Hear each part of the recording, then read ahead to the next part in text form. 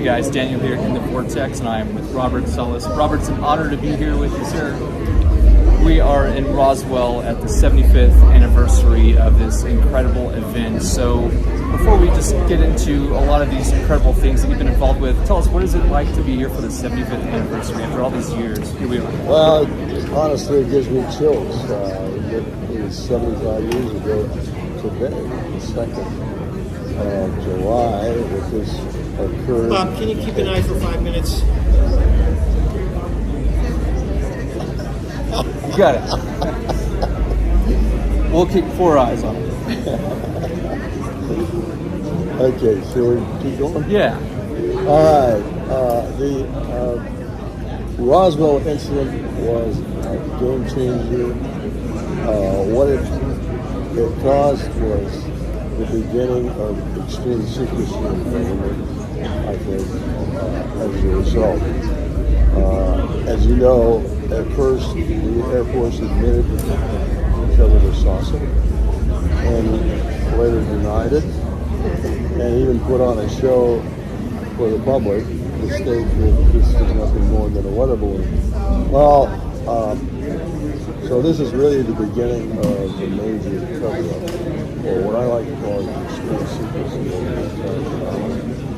So I'm really honored to be here. I'm happy to be here and tell my story. Yeah, I think it's one of those issues where there's so much that's come out throughout all of these years that we can really see by way of witness testimony, a lot of the different angles of where there was debris taken over to Fort Worth, to Dayton, Ohio, and Wright Patterson, and all these ideas about what had happened since all this, and maybe who is still around to kind of carry on the legacy of this information, this knowledge, which, as you said, has led to this ultimate idea of secrecy regarding the phenomenon in many different aspects of what we're trying to understand when it comes to this. And you've been involved with a very important case that I think has shed light on the reality that this isn't really just about strange objects in the sky, but it has a lot to do with our involvement and even the nuclear component of what we could be dealing with in a way that you got to witness firsthand. So take us back to 67 at Malmstrom and let us in on what really seemed to be taking place.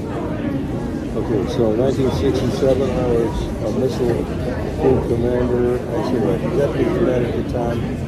I was later a full commander of 10 nuclear missiles. And on the evening of March the 24th, 67, UFO comes over and shuts down all 10 of my missiles. It was reported by the security guards upstairs. I thought we were under attack. The way he was obviously frightened of the thing, and just this orange, reddish orange light pulsating over the facility. And so it later turns out that the same thing happened 8 days earlier. We had another flight called Echo Flight. I was an Oscar flight. The Echo flights shut down due to the UFO event. Same kind of scenario, same kind of failure mode, which was guidance and control system failure, happened there also. So within the span of 8 days, we lost 20 nuclear missiles due to UFOs overhead. I think this is something that would seem to catch the interest, the national interest of different government and military agencies, because not only is it that we are seeing these strange unknown objects in the sky, whether we think of them as UFOs or now we have UAP, this is something I think that should catch anyone's attention. But now you're saying that this is involving our nuclear capabilities and showing us that sometimes we're not in control of this type of situation. That should put us on a pretty high state of alert when it comes to realizing, as you had mentioned in the panel, that not only should we recognize that these are weapons of mass destruction, they're not something that we should probably really have to deal with. But this is giving us an idea maybe about the intentions or the capabilities of this phenomenon and what types of interests they have when it comes to realizing we have the ability to basically destroy ourselves and maybe ruin the planet What do you think? How that should give us a message, and what type of implications are there when you see these objects doing these types of things to our nuclear devices? Yeah, well, first of all, I want to emphasize that my instances, the two incidents, the missiles were not damaged in any way. All that happened was they upset the guidance system. We had an inertial guidance system which required the missiles to be oriented in a certain way. And it just upset the stable platform of the system, causing the missiles to shut down because it wouldn't have been able to be launched on target. So I want to make that point. There was no damage done. This was not, I don't think, that's a real attack on our missile systems. However, it did show what they were capable of doing. And there are many other instances I can talk about that are similar, where they demonstrate a very detailed knowledge, technical knowledge of how our system works. So, what do we got? We've got, and you can't justify, or I can't justify in my mind how any nation on earth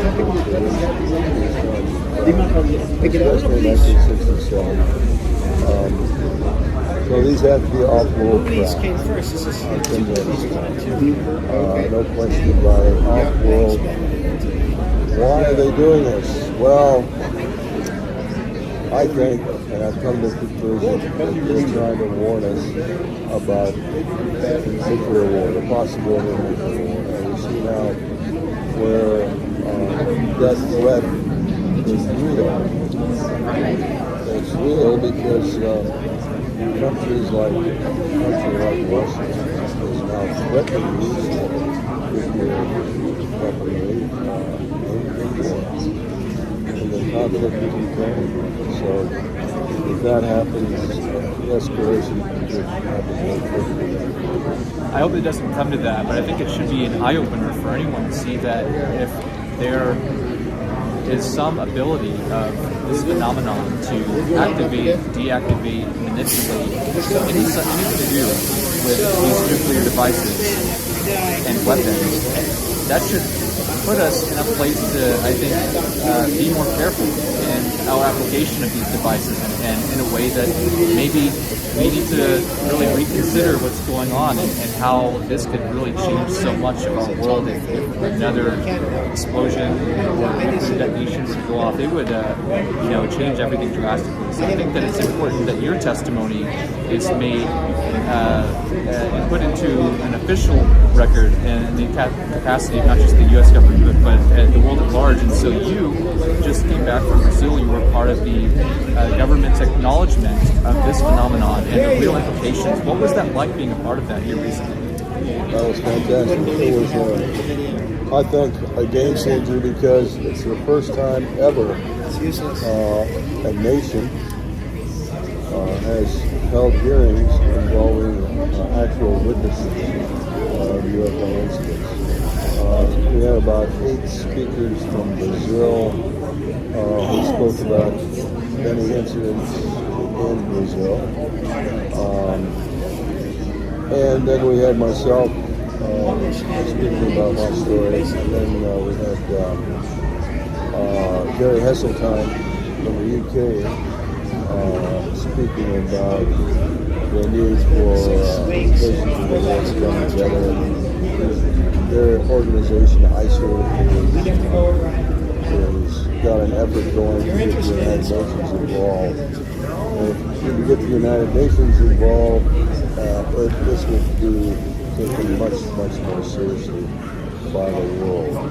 So I think in many ways this was a very important event. And the senator that put on the hearing vowed to continue the effort. And I think he's serious. I have a lot of confidence that he will continue to have more such hearings. I think that it should add momentum. It's really important to see that this is not just a one-time event. It's not isolated at this moment in history, but it should allow us to see that we need an ongoing effort made on behalf of not just one nation, one government, but I think a worldwide contribution to make sense of what we're dealing with, because it affects us all. I'd like to think that maybe we can set aside our differences, as you know, this has already been talked about in many capacities, that we can really find ways to overcome the challenges we've had for all of history, and really see that this is something I think that can add to this elevation of where we are in human potential, and find places that we can get to. And I think that with your involvement coming forward at this official capacity, it really sets a new standard for what we need and what other nations need to step on board and contribute to. So do you think that this is going to be sort of a snowball or domino effect now that more nations are acknowledging this? I do. I think more nations, more people in other nations will almost demand that their country get involved in disclosure. What I would call disclosure, basically, what does the government of that nation know, and how long have they known it, and to respond to questions like that. So I do think this will have a snowball effect. And I'm very hopeful that it will cause open hearings in the United States with witnesses. I think it's really important, and I'm glad to see that you're able to do this in an official capacity as well. And shifting gears a little bit, you are also involved with the study of some of these strange findings that I think not only deal with unknown objects in the sky, but also what could very well be different types of beings, people, whether they're ancient humans, more modern humans, or not humans at all. This is, I think, a really fascinating subject in my study of anthropology that I think could lend us credence to this idea that we haven't, not only are we not alone, but we haven't been alone, and we could still be here with some other people today. What is your take on these findings that we found in South America? Right. So,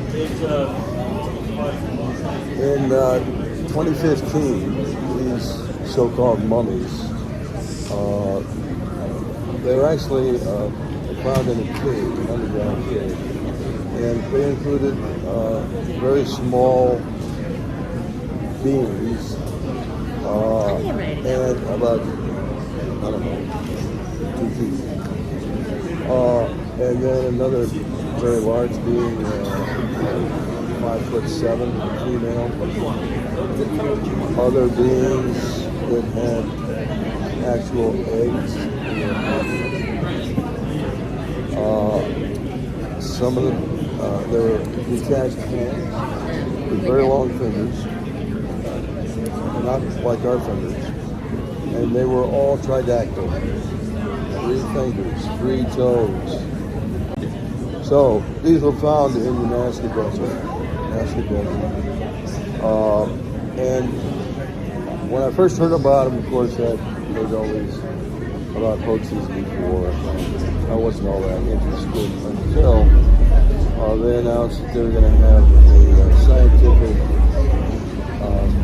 presentation about what they discovered about these things. And that was in 2017, I believe. And they showed these long fingers, which, that's another story, but anyway. And again, some of them had implants. And these were very old artifacts. So, I decided to go down to Peru and listen to these scientific explanations. They had DNA analysis from not just Peruvians, but from different countries in the world. They did DNA analysis, they did aging analysis, they had done MRIs, X-rays, things like that. And so there was a whole list of people, again, like I say, from all over the world, including Russian experts, came to this conference in Lima, Peru in 2017.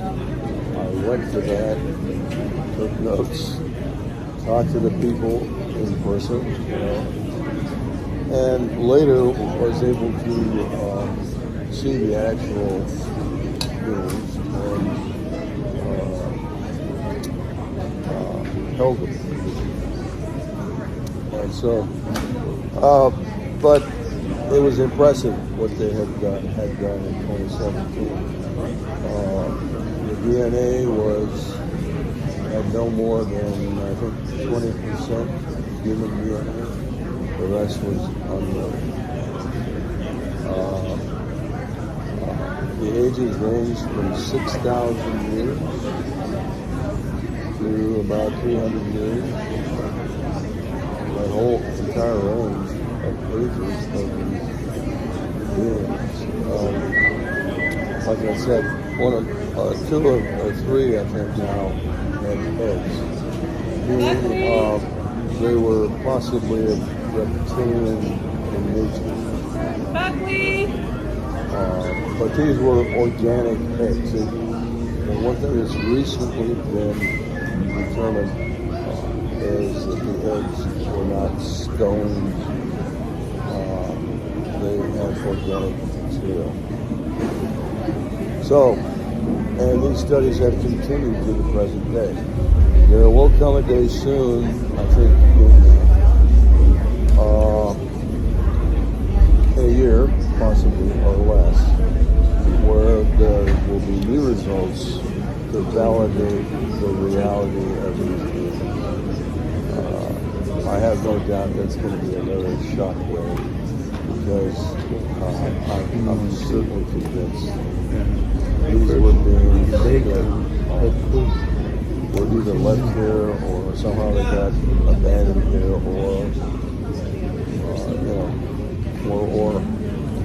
but